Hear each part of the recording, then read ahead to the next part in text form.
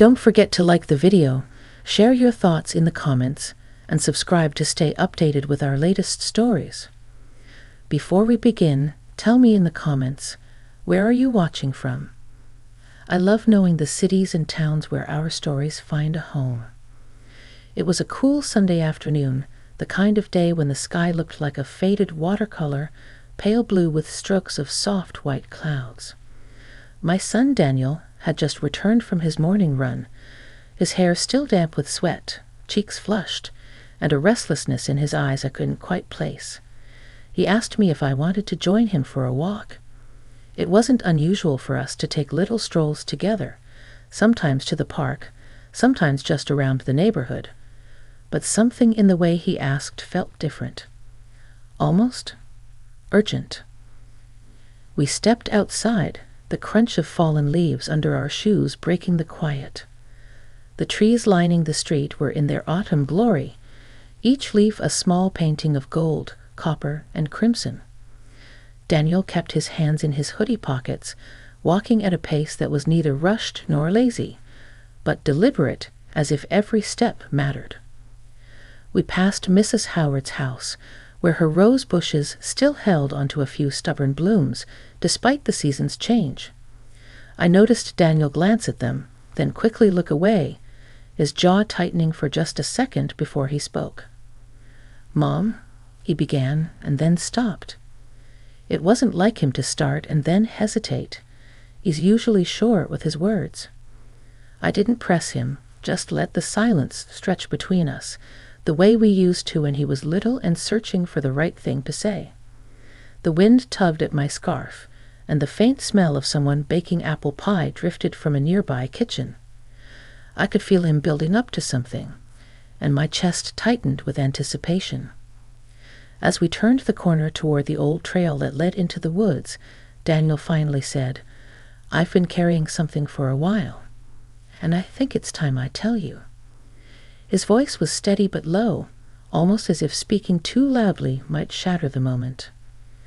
I slowed my steps, giving him space to continue, but he stared ahead, eyes fixed on the winding path before us.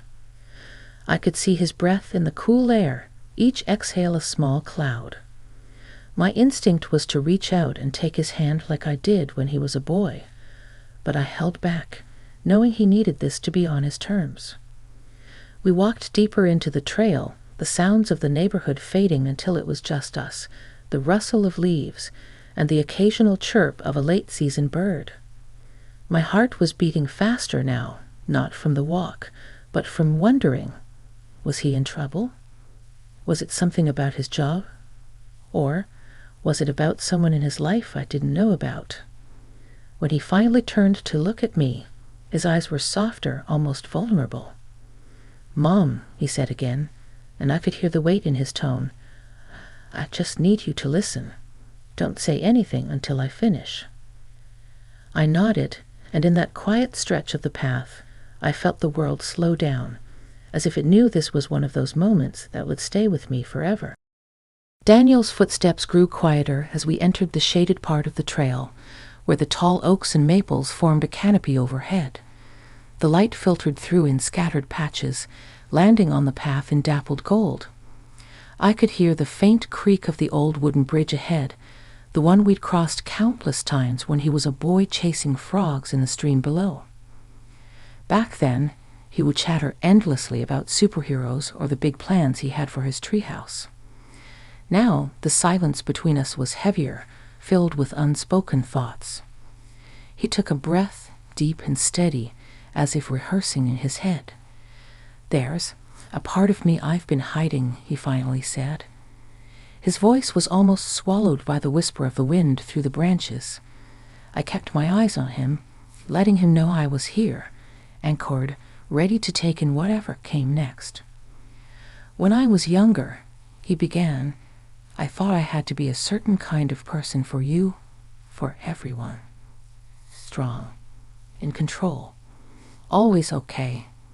But lately I've been realizing I'm not always okay." His words stumbled for a moment, as though the truth felt strange on his tongue. We reached the bridge and stopped in the middle. The boards beneath us groaned softly under our weight. Daniel leaned on the railing, staring down at the slow-moving water. "I've been dealing with things I didn't want to burden you with. The kind of thoughts that creep in at night and make you question everything." His shoulders rose and fell with a heavy sigh. I could feel my chest ache. My son, my once wide-eyed little boy who used to bring me wilted daisies from the backyard, was now standing before me, carrying something that clearly cost him sleep and peace. I wanted to speak, to tell him he could tell me anything, but I kept my promise to stay silent. I've been scared," he admitted, his voice cracking just enough for me to hear the rawness beneath it. "Scared that if I opened up, people would see me differently. That you would see me differently." He glanced at me quickly, as if checking my reaction, then looked away again. We stood there for a while, neither of us moving. The air was cool but not biting, the kind that makes you breathe deeper. Somewhere in the distance, a woodpecker tapped against a tree. It struck me how life, in all its small, ordinary sounds, was still moving even as my son stood on the edge of sharing something that had clearly been locked away for years. Finally, Daniel pushed himself away from the railing and continued walking.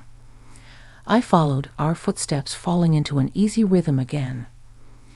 "I've been trying to figure out who I really am without all the masks," he said, his hands still buried deep in his hoodie pockets. "It's messy.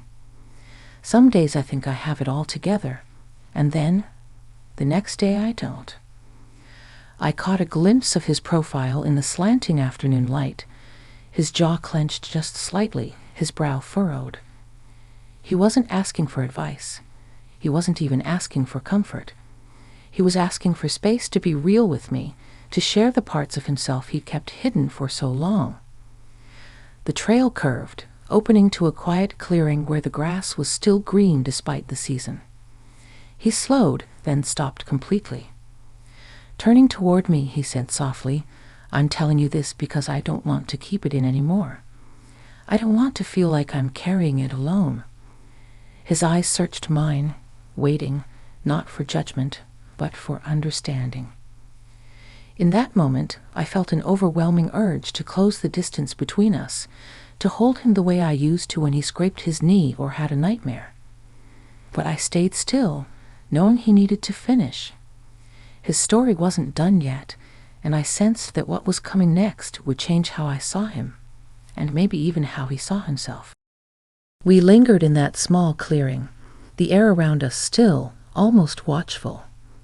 Daniel's voice had quieted, but I could sense there was more, like the first few waves before the tide finally comes rushing in. His eyes drifted to the horizon where the pale sunlight spilled across the treetops, and for a long moment he didn't speak. I waited. I had learned over the years that silence can be its own form of invitation. When he finally did speak, his tone was low, weighted with something that felt both old and fragile. "There were times," he began, "when I'd wake up and just not want to face the day. I'd look at the clock and think, what's the point?"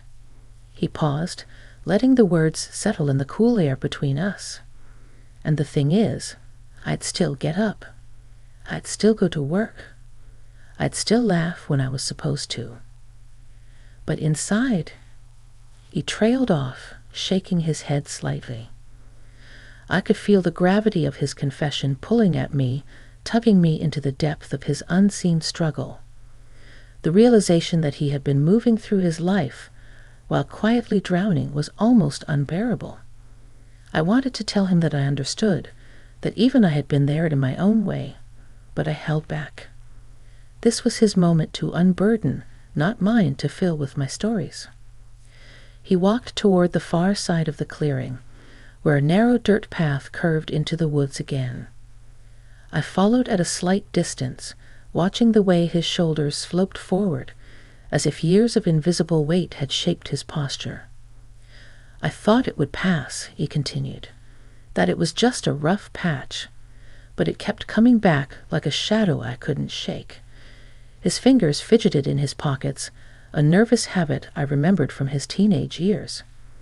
There were days I'd sit in my car after work and just stay there, not moving, not even listening to music, just staring.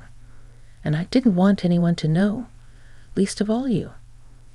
His words hit me like a sudden gust of cold wind. All those evenings when I thought he was simply staying late or out with friends, was he really just sitting alone in the dark, feeling this way? My heart ached, but I stayed quiet, giving him space to keep combing. We came to another familiar spot, a weathered bench beneath an old oak tree. The bark was scarred with the marks of decades, initials carved by people who had sat there long before us. Daniel sat down slowly, leaning forward with his elbows on his knees. "I didn't want to scare you, Mom," he said, staring at the ground. "I know you worry. I know you carry other people's pain, and I didn't want to add mine to the pile." I sat beside him, not too close, but close enough for him to feel I was there.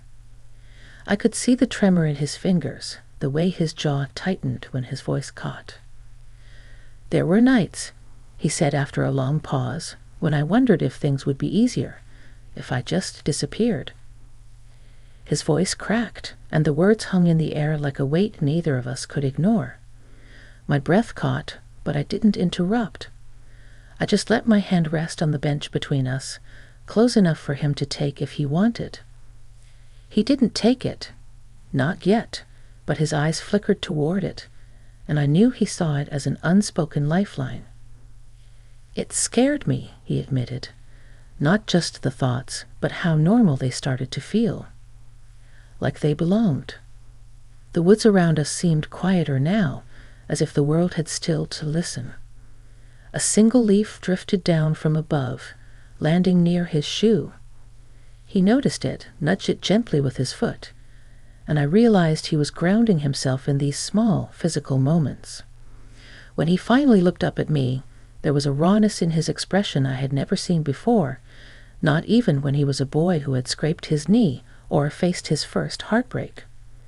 "I'm telling you now because I don't want to hide anymore. I need you to know who I really am, even if it scares you."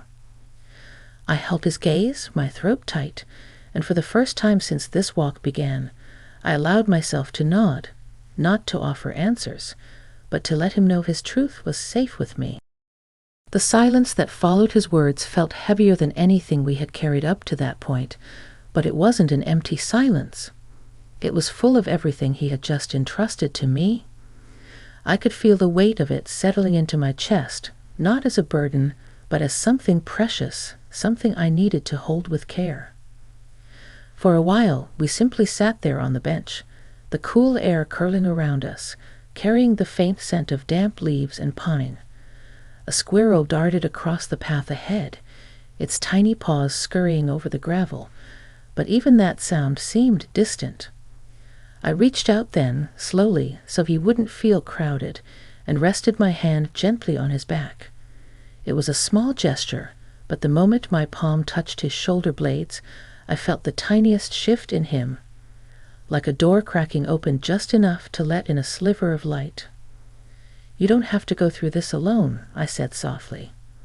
My voice was steady, even though inside, my heart was trembling. "Not now, not ever." He didn't respond right away, just kept his eyes on the ground. But then he let out a long, shaky exhale, as if he'd been holding his breath for years. "I was afraid you'd look at me differently," he said, his voice quiet but clear. I shook my head.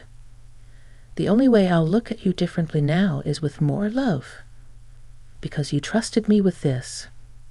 Because you let me see you." His jaw tightened for a moment, and I thought he might cry. But instead, he gave the smallest, almost reluctant smile. It wasn't joy, not yet, but it was something real. We stayed there until the light began to fade, the woods around us flipping into shades of gray and deep green. Eventually, I suggested we start heading back. As we walked, the air grew cooler, and I could hear the sound of dry leaves crunching underfoot in a slow, steady rhythm. This time I walked a little closer to him, close enough that my arm brushed against his every now and then. Halfway back, Daniel spoke again, his voice lighter now, though still tinged with vulnerability. "I think I want to get help.